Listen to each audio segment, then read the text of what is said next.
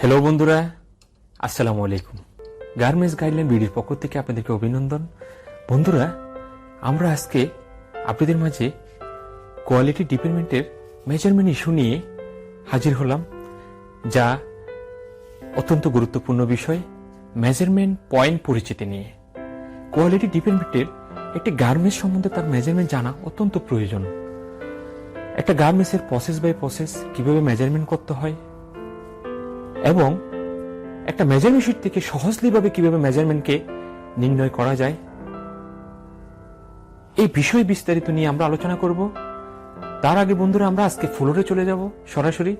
ফ্লোরের প্রত্যেকটা ডিপার্টমেন্টে কোয়ালিটি ডিপার্টমেন্টের বিভিন্ন সেকশন আছে, সেই সেকশন ওয়াইজ কিভাবে মেজারমেন্ট করতে হয় আর সেকশন ওয়াইজ মেজারমেন্ট করাটা কত গুরুত্বপূর্ণ, ফ্লোরের একটা ভিউ নিয়ে আসবো। সরাসরি ফ্লোরে চলে যাব। তারপর আমরা বিস্তারিত মেজারমেন্ট পয়েন্ট পরিচিতি নিয়ে, মেজারমেন্ট করার পদ্ধতি নিয়ে আপনাদের সাথে বিস্তারিত বিষয় নিয়ে আলোচনা করব, যা আপনাদের জব ক্যারিয়ারের জন্য খুব হেল্পফুল হবেন। বন্ধুরা, আমরা সরাসরি ফ্লোরে চলে যাই।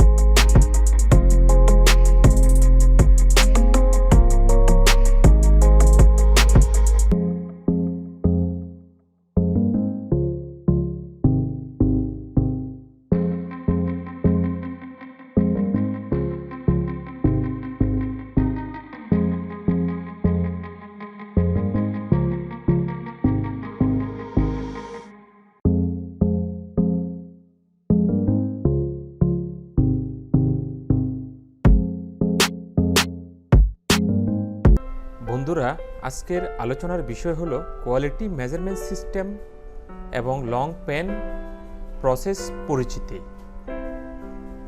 Quality department training part 8। যারা দক্ষ কোয়ালিটি হতে চান, শুধু তাদের জন্যই আমাদের আজকের এই টিউটোরিয়াল। এখানে আমরা আপনাদের জন্য উল্লেখ করেছি কোয়ালিটি মেজারমেন্ট সিস্টেম এবং লং পেন প্রসেস পরিচিতি, যা আপনার কোয়ালিটি ক্যারিয়ারের জন্য খুবই গুরুত্বপূর্ণ ভূমিকা পালন করবে। আমরা আজকে একটি লং পেনের এবং 30টা প্রসেসের পয়েন্ট পরিচিতি নিয়ে আলোচনা করতে যাচ্ছি। এটি একটি ফ্রন্ট ভিউ, একটা গার্মেন্টসের ফ্রন্ট সাইড। এটি একটি ব্যাক ভিউ, ব্যাক সাইড। নম্বর 1, সাইড সিএম। সাইড সিএম কীভাবে টপ অফ ওয়েস্ট থেকে বটম পর্যন্ত কীভাবে মেজারমেন্ট করতে হয় আমরা এখানে একটা অ্যারো মার্ক দিয়ে দেখিয়ে দিয়েছি। নম্বর 2, ইনসিএম লেন্থ। ইনসিএম ক্রস পয়েন্ট থেকে বটম হ্যাম পর্যন্ত কিভাবে মেজারমেন্ট করতে হয় একটা অ্যারো মার্ক দিয়ে দেখিয়ে দিয়েছি, এবং একটা ফিতে মেজারমেন্ট ট্যাপ এখানে দেওয়া আছে কিভাবে মেজারমেন্টটা করতে হয়।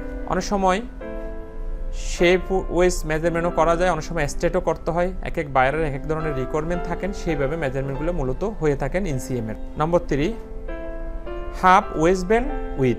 অর্থাৎ হাফে ওয়েস্ট ব্যান্ডটা কীভাবে মেজারমেন্ট করতে হয়।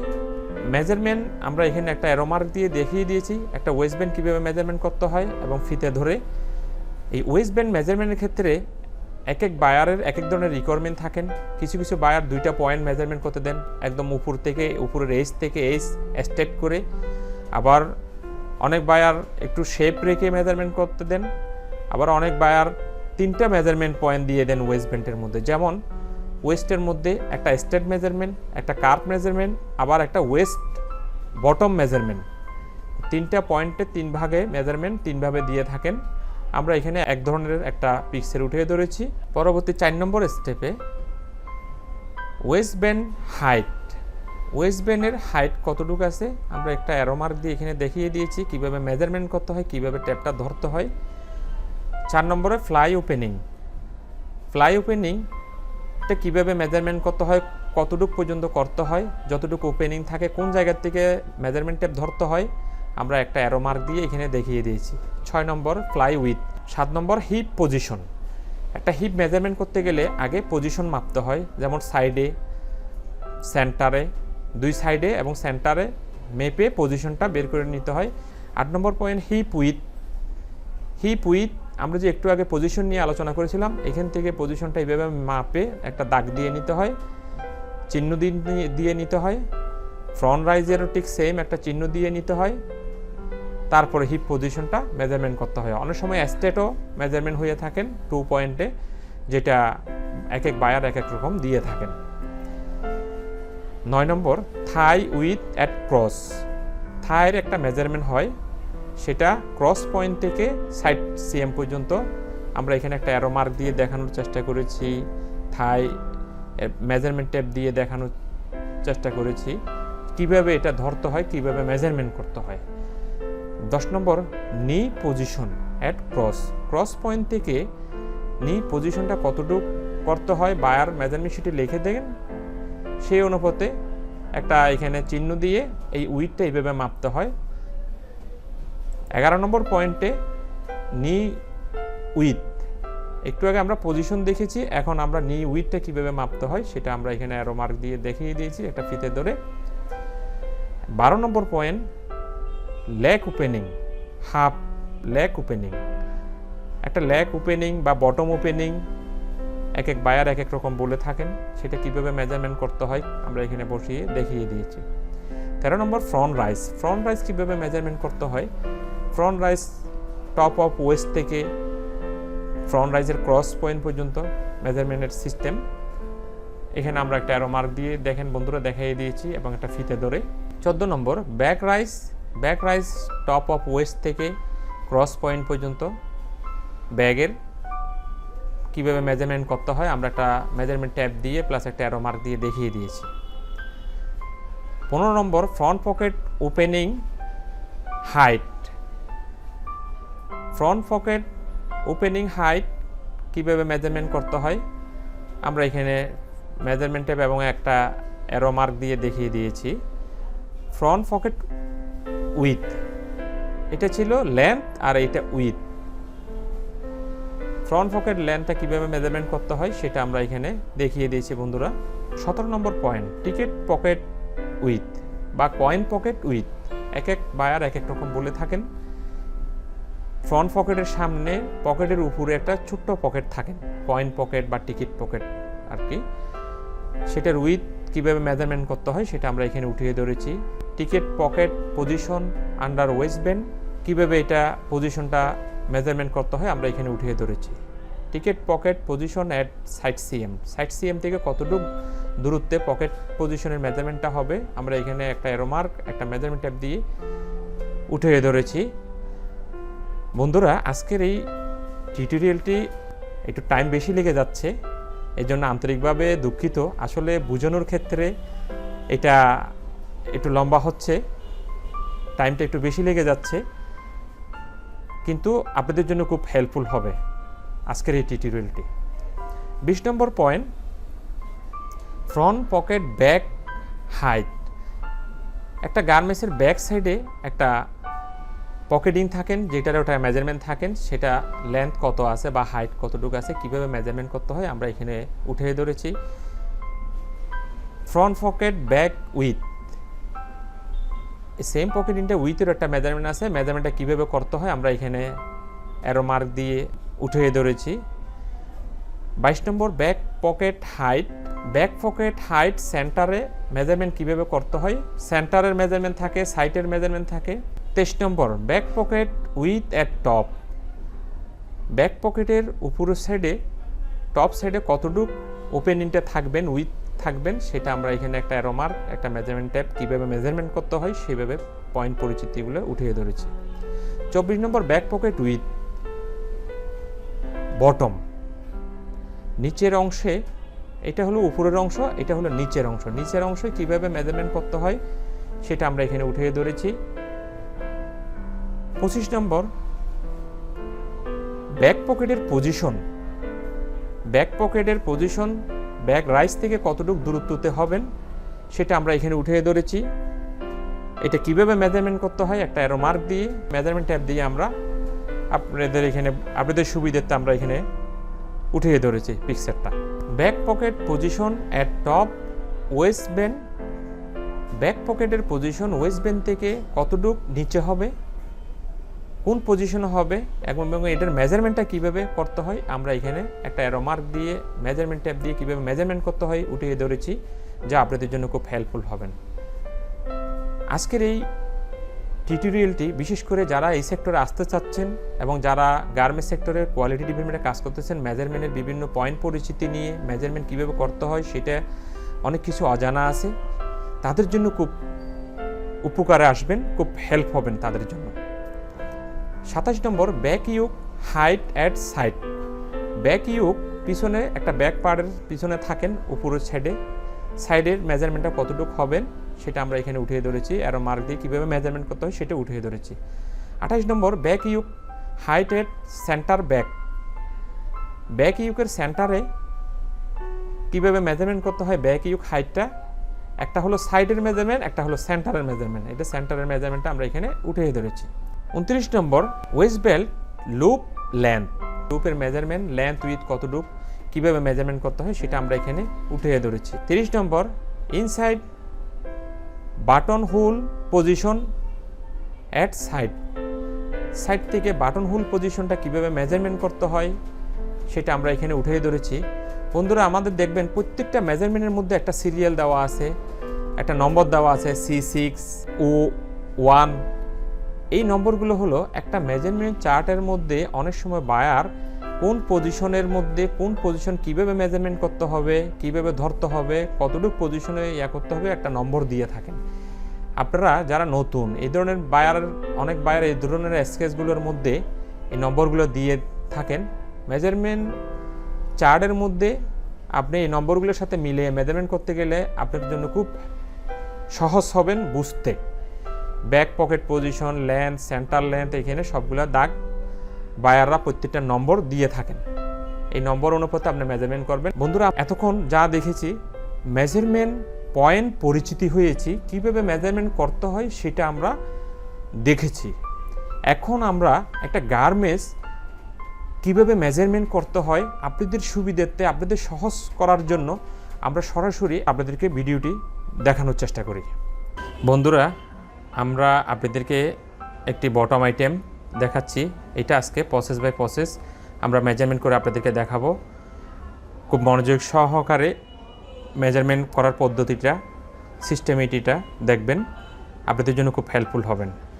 আমরা একটা মেজারমেন্ট চার্ট দেখাচ্ছি, মেজারমেন্টে 30টি পয়েন্ট আছে, এখানে 30টি পয়েন্টে আমরা মেজারমেন্ট করে আপনাদেরকে দেখাবো ইনশাল্লাহ।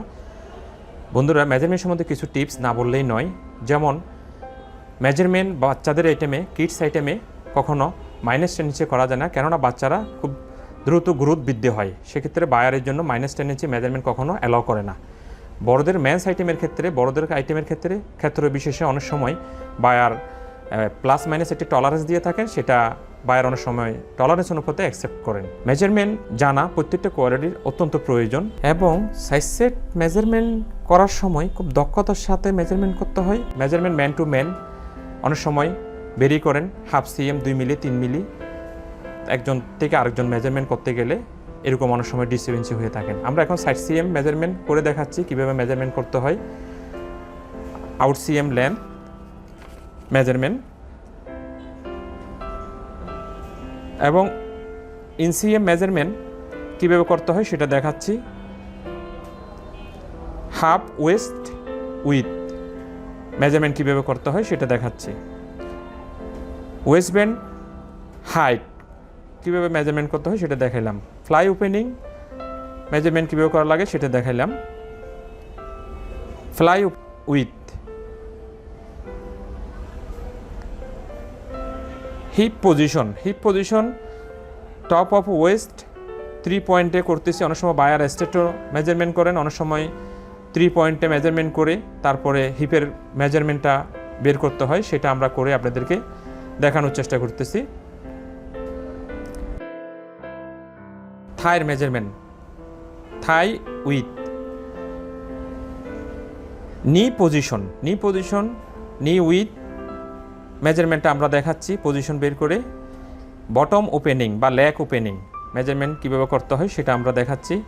Front rice top of waist থেকে ক্রস পয়েন্ট পর্যন্ত, back rise top of waist থেকে ক্রস পয়েন্ট পর্যন্ত কীভাবে মেজারমেন্ট করতে হয় সেটা দেখালাম। ফ্রন্ট পকেট সাইড হাইট কতটুকু আছে সেটা দেখাইলাম। ফ্রন্ট পকেট উইথ কতটুকু আছে মেজারমেন্ট সেটা দেখাইলাম। কয়েন পকেট বা টিকিট পকেট উইথ দেখাইলাম। মেজারমেন্ট পজিশনটা কয়েন পকেটের ওয়েস্ট ব্যান্ড থেকে সেটা দেখালাম। সাইড সিএমের পজিশন কতটুক সেটা দেখালাম। ইনসাইডে পকেটিং লেন্থ ব্যাক পকেট কতটুক সেটা দেখালাম। ইনসাইড পকেটিং উইথ কতটুক থাকবে ফ্রন্ট পকেটের। ব্যাক পকেট সেন্টার লেন্থ কতটুক থাকবে সেটা দেখালাম। ব্যাক পকেট টপ উইথ কতটুক থাকবে সেটা দেখালাম। ব্যাক পকেট বটম সাইডের উইথটা কতটুক থাকবে সেটা দেখাইলাম। ব্যাক পকেট পজিশন রাইস থেকে কতটুকু থাকবে সেটা দেখাইলাম। ওয়েস্ট ব্যান্ড থেকে কতটুক নিচে থাকবে ব্যাক পকেট পজিশনটা সেটা করে দেখাইলাম। সাইডে ব্যাক ইউক হাইট কতটুক থাকবে সেটা দেখাইলাম। সেন্টার ব্যাক ইউক হাইট কতটুক থাকবে সেটাতে কীভাবে করতে হয় সেটা দেখাইলাম। লুপ লেন্থ কতটুক থাকবে সেটা দেখাইলাম কীভাবে করতে হয়। ওয়েস্ট ব্যান্ড ইনসাইডে সাইড সিএম থেকে পজিশন কতটুকু থাকবে সেটা দেখাইলাম। Hole position. বন্ধুরা, আমরা আজকে চেষ্টা করেছি আপনাদেরকে মেজারমেন্ট সম্বন্ধে টোটাল একটি আইডিয়া দেওয়ার জন্য, যা আপনাদের জব ক্যারিয়ারের জন্য খুব সহায়ক হবেন। যারা নতুন আসতে চাচ্ছেন তাদের একটি বেসিক আইডিয়া হবেন সহজভাবে কাজ করার জন্য। এবং কোয়ালিটি ডিপার্টমেন্টের মেজারমেন্ট জানাটা কিন্তু অত্যন্ত প্রয়োজন। বন্ধুরা, চ্যানেলটি ভালো লেগে থাকে সাবস্ক্রাইব করতে ভুলবেন না। এই চ্যানেলটি মূলত গার্মেন্টস সেক্টরে যারা কর্মরত অবস্থায় আছে, অনেক কিছু অজানা আছে, আর যারা নতুন আসতে চাচ্ছে তাদের জন্য এই চ্যানেলটি করা। আজকে এখানে মতো শেষ করতে চাচ্ছি। ভালো থাকবেন, সুস্থ থাকবেন। আল্লাহ হাফেজ।